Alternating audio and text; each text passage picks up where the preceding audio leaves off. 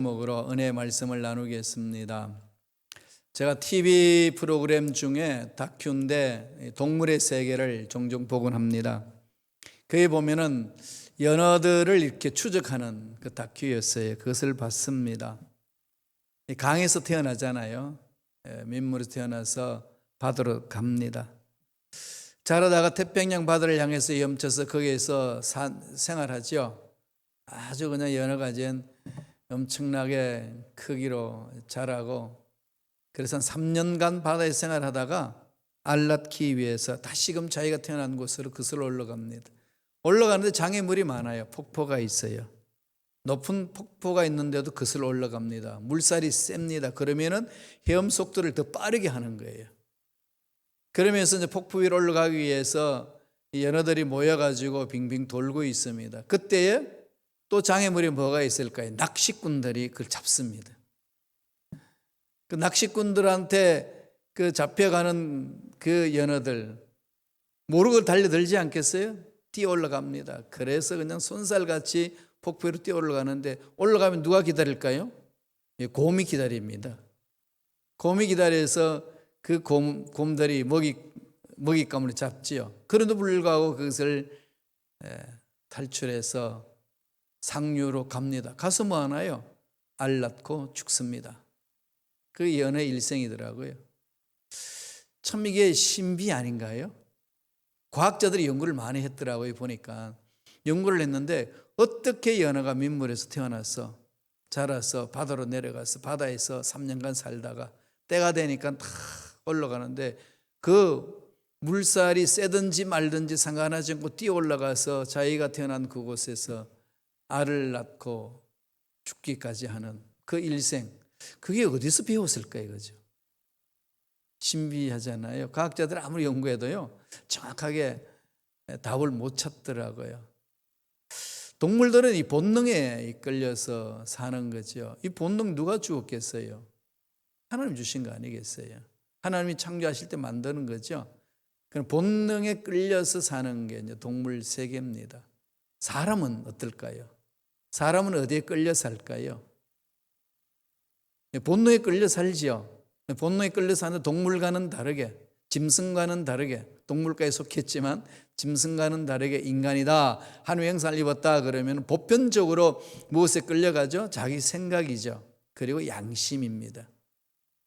이성이고 양심에 의해서 끌려서 살잖아요. 근데 이성이 올바르고요, 양심이 올바르면 법 없어도 살 수 있어요. 흔적이 있거든요. 하나님의 형상의 흔적이. 그런데 이성이 병들고 양심이 병드니까 법 없이는 안 되는 거지요. 그게 지금 살고 있는 세상의 모습 아니겠습니까? 그러면 우리 그리스도인들은 무엇에 끌려서 살까요? 무엇에 붙잡혀 살아야 될까요? 성서에서 정확하게 말씀하죠. 말씀과 성령에 이끌려서 사는 거다. 그래서 우리 2021년 순복음 시카고 교회 나아갈 길 두 기둥이라고 그랬죠. 이전에도 계속 말씀하셨으면 이번엔 더 정확하게 뿌리를 내리자고. 말씀과 성령의 두 기둥을 가지고 성령 충만의 성령이 이끄신 대로 따라가는 삶. 이건 성경에서 그리스도인답게 살아가는 삶의 자세입니다. 살아가야 되는 거지요. 그런 중에 오늘 본문 말씀을 보니까 말씀에 붙잡혀서 인생을 던지고 그 속에 목숨 걸고 나아가는 한 사나이가 나옵니다. 누구죠? 사도 바울. 사도 바울 이 얘기예요.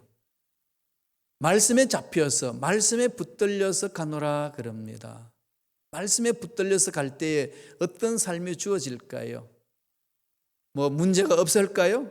환난이 없을까요? 장애물이 없을까요? 아닙니다. 장애물이 있든 없든, 문제가 있든 없든 그게 중요한 게 아니라는 거죠. 오늘 그것을 성경은 보여줍니다. 저와 여러분들이 2021년 말씀에 붙들려 살 때에 이 코로나 팬데믹 현상으로 여러 가지 어려운 상황이 주어진다 할지라도 능히 이겨낸다는 겁니다. 뚫고 나갈 수 있는 힘이 있다는 거죠. 상황을 보고 문제를 보고 자기 자신을 보면 절망밖에 없잖아요. 가끔 제가 이런 모든 하나님 능력, 말씀 다 제거하고 나 존재 스스로 묵상하면 정말 절망이더라고요. 인간 존재가 어디서 왔어? 왜 살고 어디로 가야 되느냐? 도대체 죽었을 때 어디에 있을까? 하나님 없이는 답이 없어요. 어떤 방법으로 연구하고 고민하고 답을 찾아도 답 없음. 딱 결론 그렇게 나와요. 정말 절망 아니겠어요? 흑암 속에 있는 거지요. 그 속에서 얻을 수 있는 답은 뭘까요? 하나님입니다.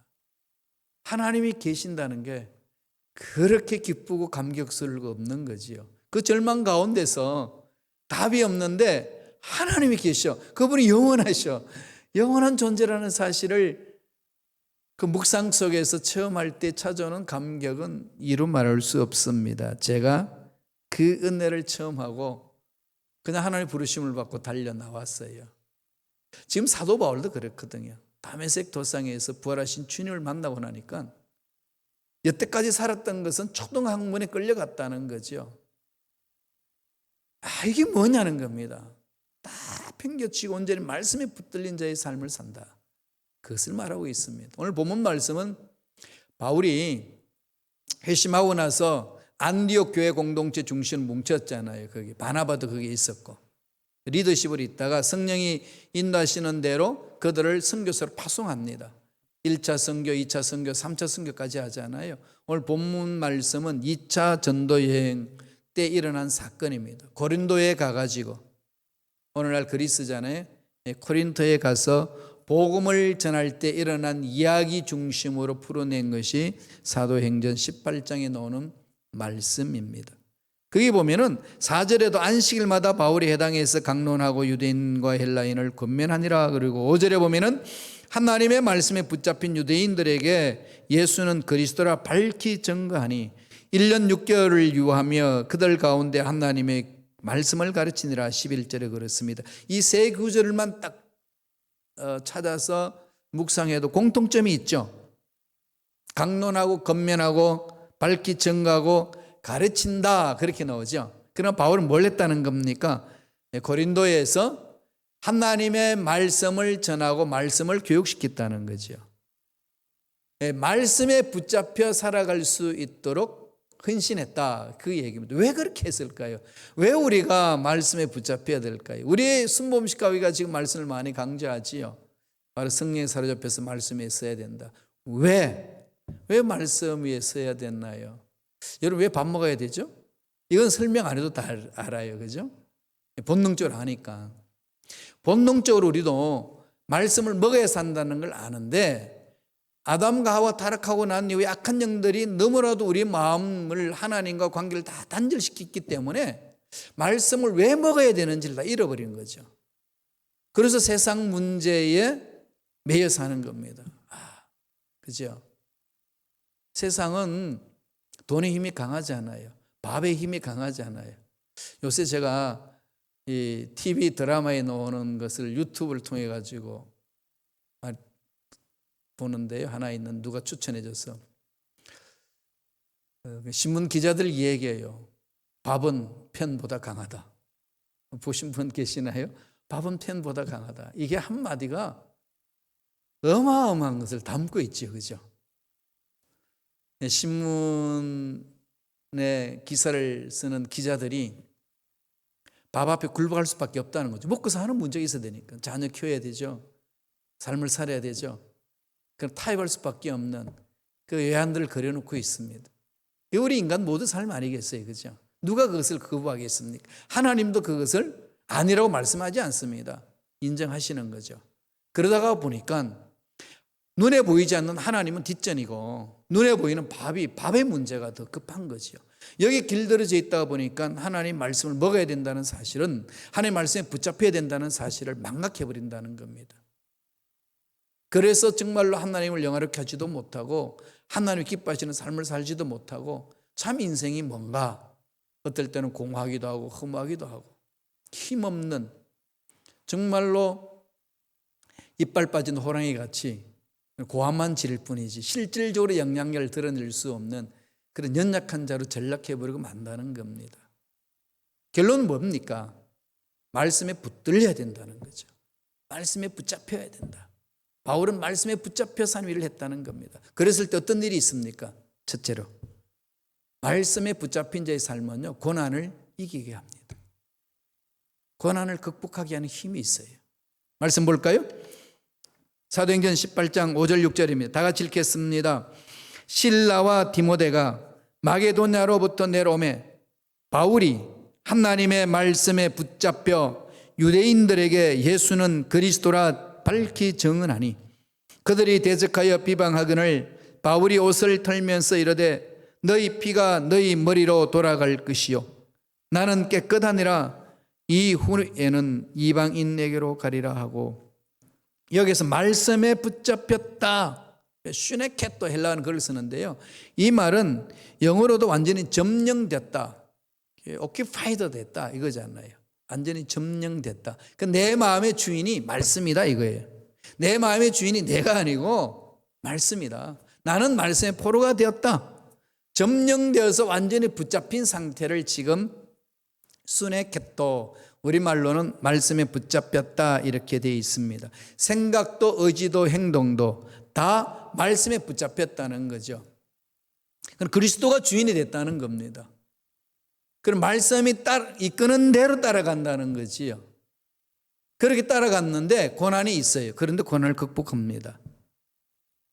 그런데 그렇게 하지 않을 수 없는 이유는 너무나도 말씀이 강력하니까, 그 강력한 말씀이 끌고 가니까 그 힘에 의해서 끌려가는데 고난도 있고 힘든 일들이 있고 고통스러운 일이 있어도 극복할 수 있도록 이끌어 주신다.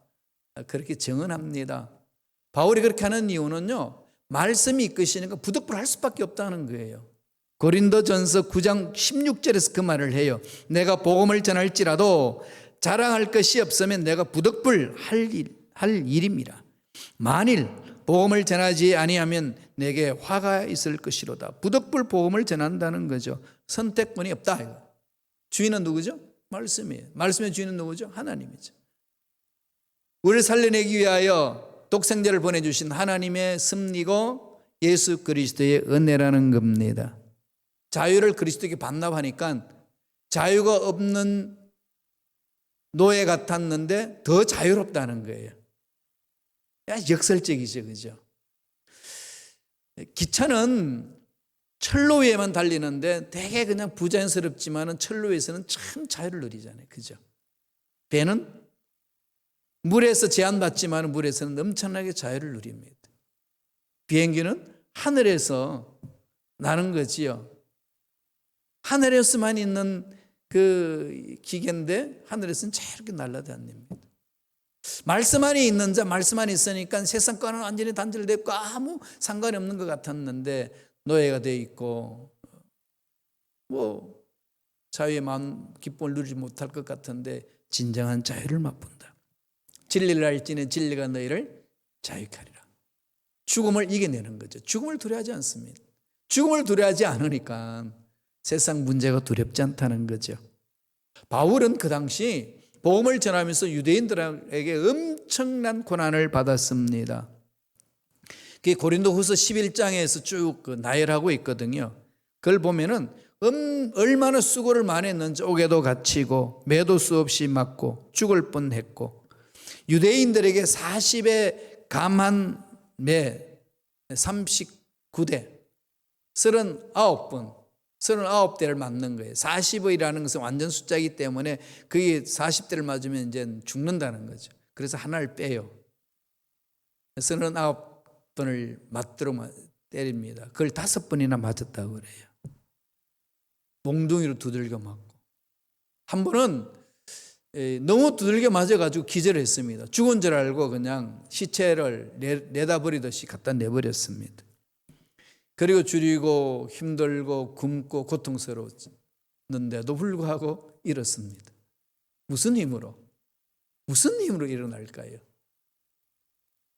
하나님이 붙들어 주신 힘 아니겠어요? 코로나19 상태에서 여러 가지 힘들고 어려운 일들이 한두 가지가 아닙니다. 앞으로 어떤 일이 어떻게 펼쳐질는지 아무도 모릅니다. 여기에서 우리가 정말 담대하게 낼 수 있는 힘은 어디에 있겠습니까? 우리 인간의 의지 한계 있잖아요. 하나님의 말씀이 이끄는 대로 따라가는 자 극복한다는 거죠. 바울이 나중에 로마 교인들에게 이제 사역 마무리 지을 때에 편지 보낸 것이 로마서거든요. 로마서에 이렇게 말합니다. 로마서 8장 31절 한번 보실까요? 다 같이. 그런즉 일에 대하여 우리가 무슨 말을 하리요? 만일 하나님이 우리를 위하시면 누가 우리를 대적하리요? 하나님이 우리를 위하시면, 하나님이 나를 붙드시면 누가 나를 대적하리요? 하나님이 내 가정, 내 직장, 내 사업장을 붙들으시면 누가 대적하리요? 하나님이 교회 공동체를 붙들어 주시면 누가 대적하리요? 감당할 자가 없다는 거지요. 전적으로 바울은 이 고난과 고통 속에서 하나님의 능력을 체험하고 나서 고백하는 겁니다. 35절은 이렇게 이야기를 해요. 누가 우리를 그리스도의 사랑에서 끊으리요? 환난이나 곤고나 박해나 기근이나 적신이나 위험이나 칼이랴. 세상이 감당 못하는 자가 된다는 거지요. 하나님의 말씀을 붙들고 말씀에 붙들려서 나아가는 자의 삶의 결과입니다. 그런 담대히 말씀을 전하게 되고 그 말씀에 능력이 있으니까 죽어가는 사람을 살려냅니다. 오늘 본문을 돌아와서 볼까요? 사도행전 18장 8절에 바라보면 뭐라고 그럽니까? 또 회당장 그리스도보가 온 집안과 더불어 주를 믿으며 수많은 고린도 사람도 듣고 믿어 침례를 받더라. 주를 믿으며. 예수는 그리스도이십니다. 초대교회 신앙 고백이잖아요. 인간 예수가 그리스도 메시아입니다. 머사야, 그게 이제 헬라어로는 그리스도 그러지 않나요? 예수, 인간 예수는 메시아이시고 기름 부음 받은 자고 구원시키시는 자고 하나님이십니다. 그 고백이 예수는 그리스도입니다. 이 문장이거든요. 그걸 준말로 예수 그리스도 그렇게 부르죠. 그 예수 그리스도라는 뜻은 예수는 그리스도입니다. 그 고백이에요. 인간을 하나님으로 인정하는 겁니다. 믿는 거죠. 있을 수 없잖아요. 그러니까 사도 바울은 처음에 부활하신 예수님을 만나기 전에는 인간을 보고 하나님이라고 부르짖으니까 십계명이 다 걸리는 거잖아요. 나 외엔 다른 신을 두지 말라, 우상을 섬기지 말라, 내 이름을 망령되게 걸지 말라. 그렇게 십계명에서 1, 2, 3계명 딱 못 박아놨는데 이 예수 믿는 사람들이 그걸 다 깨트린다고 생각한 거예요. 예수를 하나님으로 인정하지 못하니까, 메시아로 인정하지 못하니까 인간을 우상으로 섬긴다고 믿었기 때문에 그렇게 고백하는 사람을 잡아서 핍박하고 감옥에 넣고 죽이고 그랬거든요. 그런 그가 부활하신 예수를 만나니까 아니라는 거죠. 아, 내가 틀렸구나. 바뀌어지잖아요. 그 예수 만난 자의 특징이에요. 말씀을 만난 자의 특징입니다. 바뀌어져요. 사람 참 안 바뀌잖아요. 그죠? 그런데 정말 말씀에 써보세요. 바뀝니다. 기적이 있어요. 살아나요. 지금번에도 제가 말씀을 많이 드렸습니다만 제가 이제 투병생활을 해서 이 후유증이 심했거든요. 심할 수밖에 없지 않겠어요? 7년 동안 투병생활을 했으니까. 이거 말할 수 없는 거예요. 17살에서 23살까지. 정말 고통증이 있었거든요. 책을 읽어도 읽긴 다 읽었는데 집중을 못했어요. 집중이 안 되는 거죠. 그런데 그 속에서 집중할 수 있는 힘을 기르는 것은 말씀이었어요. 말씀을 그때는 한 귀질씩 외웠습니다.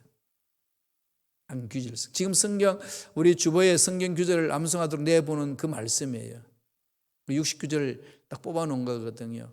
60규절을 다 외우고 나니까요. 이게 정신이 차려지더라고요. 집중력이 어마어마한 거예요. 제 영혼이 막 살아나는 거예요. 내 마음이 살아나고 하는 거예요. 눈빛이 살아나는 거예요. 그걸 체험했어요. 한번 해보세요. 그래서 박사학위 논문 쓸 때도요, 집안에서 이제 논문을 썼는데, 거실에서 이제 데스크 설치해놓고 컴퓨터 해놓고 했는데, 딸의 둘이서 유치원 학교 다녀오면 둘이서 그냥 난리 치잖아요. 뭐 싸우고, 뭐 과음 지리고, 뭐 TV 틀고. 그런데 저는 아랑곳 하지 아니하고 논문만 썼어요. 집중이 되더라고요. 저도 깜짝 놀랐어요.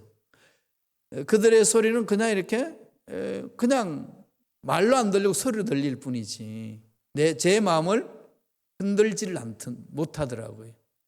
그만큼 집중할 수 있는 그 마음을 가졌어요.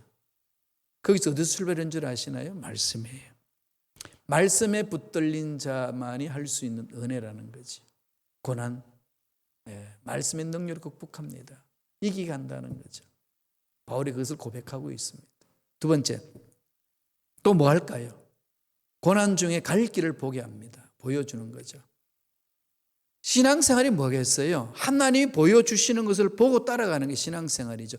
유대인들이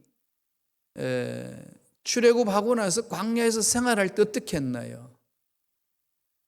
먹을 것 다 떨어지고 입을 것도 어떻게 할 수도 없고 마실 물도 없고 하나님이 공급해 주시잖아요. 갈 길을 몰라 헤매는 그들에게 갈 길을 보여주죠. 불기둥과 구름기둥으로. 하나님의 백성의 삶의 자세를 말씀하는 거거든요. 하나님 보여주시는 것을 봐야 움직일 수 있는 게 하나님의 자녀들이에요. 예수님도 이 땅에 오셔서 요한복음 5장 19절에 뭐라고 그럽니까? 아들은 아버지께서 보여주시는 것 이외에는 아무것도 할 수 없습니다. 나 스스로 못합니다. 아버지가 아들에게 보여주신 것만 합니다. 그러죠. 아버지와 아들 관계를 설명하면서 주님은 그렇게 오셨다는 거예요. 성자 하나님의 하실 일을 그렇게 이야기하는 거죠.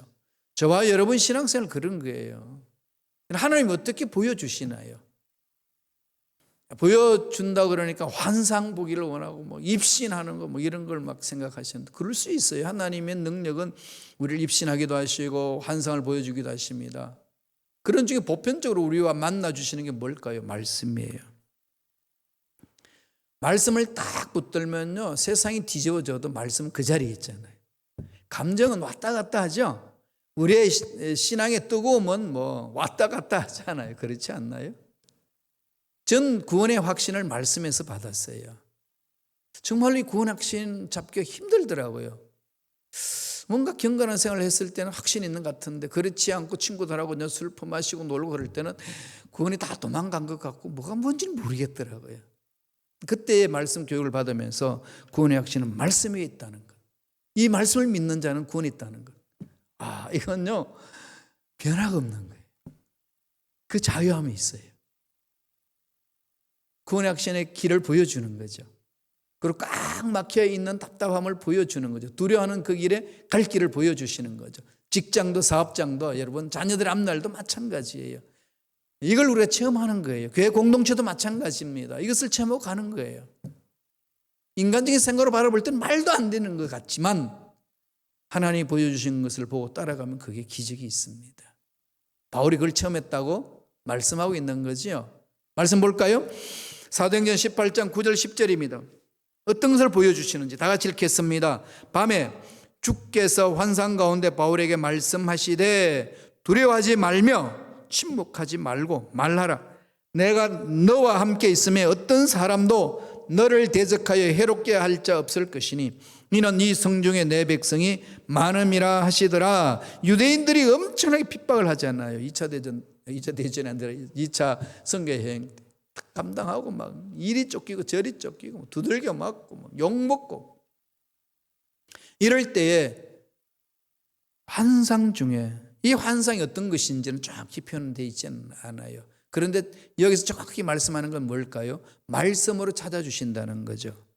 바울에게 말씀하시되, 그죠? 바울에게 말씀하시되, 이게 핵심이잖아요. 하나님이 우리에게 말씀하시거든요. 그 말씀을 들어야 돼요. 솔로몬도 왕이 되고 나서 자기 아버지 다윗 왕처럼 위대한 왕이 되고 싶어서 1000번제를 드리면서 하나님께 기도했습니다. 하나님, 나에게 듣는 마음을 주옵소서. 레버 쇼메아 그럽니다. 듣는 마음을 주옵소서. 하나님의 음성을 듣고 백성들의 소리를 듣고 올바르게 다스릴 수 있도록 지혜로운 자가 되게 해달라고 기도한 거죠. 하나님이 그냥 너무 감동받아가지고 물질까지 부어주시지 않나요? 하나님 말씀하시거든요. 들어야 돼요. 그죠? 봐야 됩니다. 육체 왜 병이 날까요? 병 나기 전에 이미 몸이 말하고 있어요. 근데 그걸 못 듣고 관리를 못 하는 거죠. 그래서 병 드는 거예요. 이 생태계가 신음했잖아요. 너무나도 이 자연 환경을 파괴시키는 인간들의 탐욕스러움에 대하여 자연 환경이 막 신음했거든요. 이상규를 보냈는데 말 안 들었습니다. 안 들은 거죠, 그걸. 결국은 팬데믹 현상에서 지구 전체를 뒤엎어버렸잖아요. 들려주시는 소리를 못 들을 때 찾아오는 결과예요. 들어야 되거든요. 보여주시는 것을 보고 들려주시는 것을 들어야 되죠.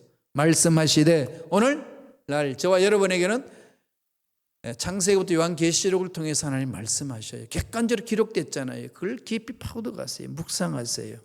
그 말씀이 내 가슴을 칩니다. 오늘 바울에게 하나님 뭐라고 그럽니까? 두려워하지 말라. 두려워하지 말라. 이건 이사야 선지자 때부터 계속 해온 거고 성경 전체에 우리에게 이 말씀을 하는 거죠. 왜 이 말씀을 할까요? 두려워하니까 그런 거 아니겠어요? 인간은 두려워할 수밖에 없어요. 연약한 존재니까. 두려워하는 거죠. 돈이 없어서 두려워하고 건강이 없어서 두려워하고 앞날이 안 열려서 두려워하고 여러 가지로 두려움이 있습니다. 그때 우리 말씀 붙들어야 될 건 어딜까요? 이사야 41장 10절 보실까요? 두려워하지 말라 내가 너와 함께함이라 놀라지 말라 나는 내 하나님이 됨이라 내가 너를 굳세게 하리라 참으로 너를 도와주리라 참으로 나의 의로운 오른손으로 너를 붙들리라. 두려워하지 말라. 하나님 말을 신뢰하는데 두려워할 필요 없다는 거죠. 그러면서 또 주신 말씀이 뭡니까? 침묵하지 말고 말하라. 침묵하지 말고 말하라. 우리 선한 능력으로 찬양 많이 하는데 그 감옥에서 시를 지으신 분이 보네프 목사님이잖아요. 참 이분 천재였어요. 대학 일찍이 졸업하고 23세 박사학위 받고 교수 됐어요. 정말 신학적인 천재거든요. 그가 유니온 신학교, 뉴욕에 있는 유니온 신학대학에서 교수로 초빙받아서 1년 동안 사역을 했어요. 히틀러는 난리치고 있고. 기도하는데 하나님 주시는 음성이 있는 거죠. 내 민족이 고통받고 있는데 내가 여기서 편안하게 살면 뭐하나. 그리스도인의 책임을 다해야 된다. 달려가요. 그 히틀러가 그 독재에서 벗어날 수 있도록. 그 군인들이 이제 부하들이 암살 음모를 꾸미는데 이 히틀러 암살 음모에 보네프도 동참합니다.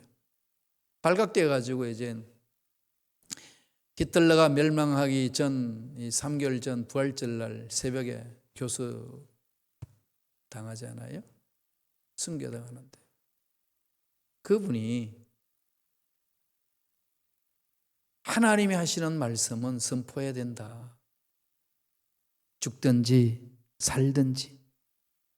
그리스도인이라는 것은 사울의 은총으로 사는 게 아니고 값비싼 은총, 어마어마한 대가를 지불한 그 은총에서 구원받은 자다. 책임져야 되지 않냐. 그분의 사상이에요. 잠잠할 수 없다는 거죠. 거짓에 대하여 진리를 선포할 수밖에 없다는 겁니다. 그런데 할 수 있는 힘은 하나님이 함께 하신다는 거죠. 말씀에 붙잡힌 자에게 주시는 하나님의 은혜입니다. 여러분 힘들고 그런 일들이 많이 있는데요. 이럴 때마다 말씀을 붙듭시다. 말씀에 붙잡힌 자는 이겨냅니다. 그래서 바울은 고린도에서요 1년 6개월 동안 머물고 있으면서 말씀이 이끄는 대로 삶을 살았어요. 사도행전 18장 11절 한번 보실래요? 다 같이 읽겠습니다. 1년 6개월을 머물며 그들 가운데서 하나님의 말씀을 가르치니라. 1년 6개월을 그 속에 있으면서 뭘 외쳤을까요? 말씀이에요. 저와 여러분도 말씀에 써야 됩니다. 우리가 말씀에 한번 목숨 걸어봅시다. 사람 안 변한다고 하는데 우리 말씀에 쓰면서 우리가 변하는 것을 우리가 한번 체험해 봤으면 좋겠어요. 나도 체험하고 너도 체험하고 우리도 체험하고 순복음 시카고의 공동체의 성도들이 이렇게 바뀌더라. 말씀 안에서 이 시카고의 이 장안에 좀 화제가 돼야 되지 않겠어요? 이런 어려운 상황, 영적인 위기 속에서 일어설 수 있는 것 말씀을 붙드는 거죠. 말씀에 쓰셔서 말씀에 붙잡힌 바 되셔서 하나님이 주시는 은혜를 듬뿍 체험하고 어떤 고난도 이겨내는 그 놀라운 능력을 마음껏 체험하시기를 간절히 축원합니다. 기도하겠습니다. 하나님, 말씀에 붙잡힌 자는 고난도 이기게 하고 고난 중에도 갈 길을 보게 하신다고 하여 주셨사오니 하나님께서 그런 능력을 우리가 체험할 수 있도록 역사하여 주셔서 능히 이겨내는 승리하는 멋진 삶을 살아가는 주님의 일꾼들에게 역사하여 주시옵소서. 감사하고 예수님 이름으로 기도드리옵나이다. 아멘. 우리 기도하기 전에 한번 찬양할